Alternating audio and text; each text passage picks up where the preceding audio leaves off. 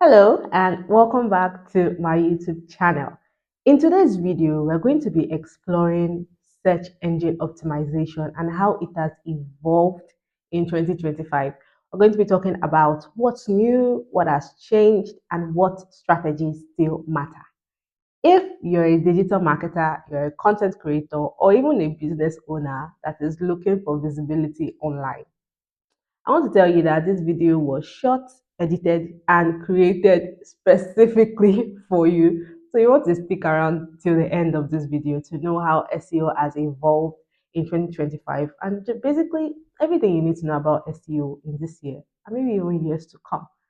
But just before we get right into today's video, if this is the first time you're coming across any of my YouTube video or even my channel, hello again.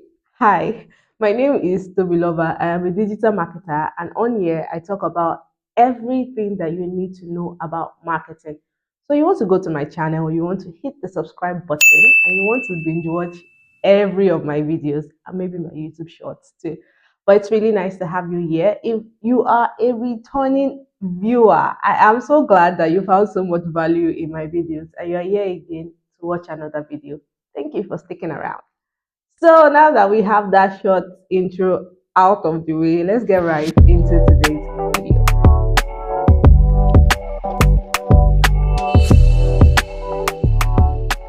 Fundamentally, what I want to do in this video is to share with you 5 ways SEO has evolved in 2025.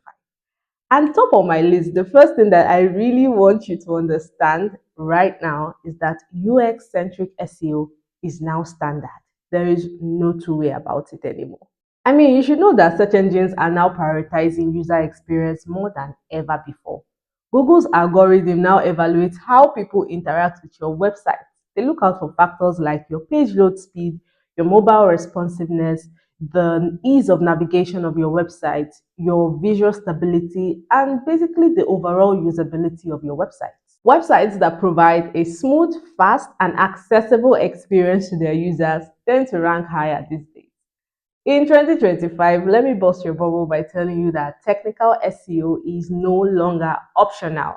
It's now foundational. Gone are the days where you can, ignore technical SEO and pay some money to Google Ads to get ahead of the game.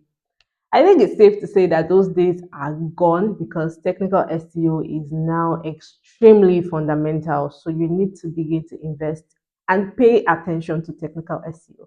Pay attention to the user experience, the feel that comes with your website, and the general usability of it. Second on my list, EEAT has evolved. And I'm going to explain what that means. EEAT is an acronym, right? You might be familiar with Google's EAT framework, which simply means expertise, authoritativeness, and trustworthiness. In 2025, Google has added an additional E, which means experience, right? Right now, at this point that we're in, it's no longer enough to just create or write factually correct content.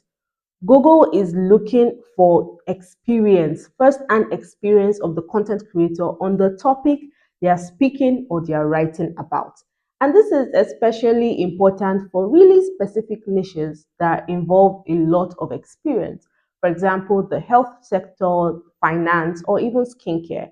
So if you fall into any of this sector, you need to have articles that show user reviews, that give testimonials, that give practical example. Basically show that you do not just write about this topic, but you actually know what you are talking about. You have experiences, you have practical examples to share. So if you have a website and you have articles that incorporate all of these things that I've spoken about, Google, there's more chance that Google favors your website in search results. Or maybe you do not fall into this specific sector, but you fall into any sector at all. I think at this point you need a lot of reviews, practical examples, and testimonials that can just prove to the search engine and to Google basically that you don't just walk the talk also, right? You know what you're talking about and you are an expert, you have the experience in this field to create content about it. Number three, now I don't know how many people want to hear this, but it needs to be said. AI generated content is under more scrutiny. Yeah, I said that. And that is that about that. And it's the truth, basically. AI generated content is under more scrutiny. More than we have ever seen in the world of content creation, AI generated content is common right now. I mean, it's dominating. But in 2025, Google has become better at distinguishing between automated content and valuable content. Now, don't get me wrong, right? Content created using AI doesn't get penalized by default, right? However, content that lacks depth, insight, or originality is often deranked from search results from Google, basically. But I'll tell you this that the best performing content combines AI efficiency with human editorial input by using unique perspective, using experience, and using first and human insights. So if you're going to create content, I'm not saying do not use AI. What I'm telling you is that if you use AI alone to create your content, Google now knows that it is not original and you're going to get deranked from search engines. What you can do to effectively make use of AI is also to bring in your own human input, right? Bring some form of originality into your content. Don't just rely on AI. It's not going to work in 2025, you know. But yeah, the scrutiny that comes with AI generated content is on the rise right now with search engines, and you don't want to, get deranked and create content and no one is seeing it because it's all AI and there's no originality that comes with it. So you want to take note of that. Number four, video, image, and multi-domain search are crucial. This is 2025, and search has gone beyond just text, right? People now search using voice commands with Alexa or Siri, or even using visual images or video snippets. I mean, tools like Google Lens have made visual search a part of everyday human behavior. Personally, I don't think any week goes by that I do not use Google Lens, especially when I'm at the beauty supply store, right? And what this just means is that image SEO, like alt text, descriptive file names, and structured data, is now crucial. Very important right now. Video platforms like YouTube are even more indexed with precision. Transcripts, captions, video titles, video schemas, and so on contribute to the overall visibility of the content, both in search and on YouTube's algorithm. So, when you think search, think beyond just text. There is video, there is image, there's a lot more. There is voice command. So, SEO is really evolving, right? We're not just doing SEO for text result or text searches. Now you're doing SEO for a whole lot more, right? The last thing that I want to share with you about the evolution of SEO in 2025 is topical authority and content clusters. In 2025, building topical authority is one of the most effective long term strategies of SEO. Instead of targeting individual keywords, successful websites are creating content clusters or clusters of content around a topic in depth that cover a topic or that speak about a topic in a very in depth and rich way. These content clusters basically include a comprehensive pillar page, articles or blogs about subtopics, and internal links that connect the entire cluster.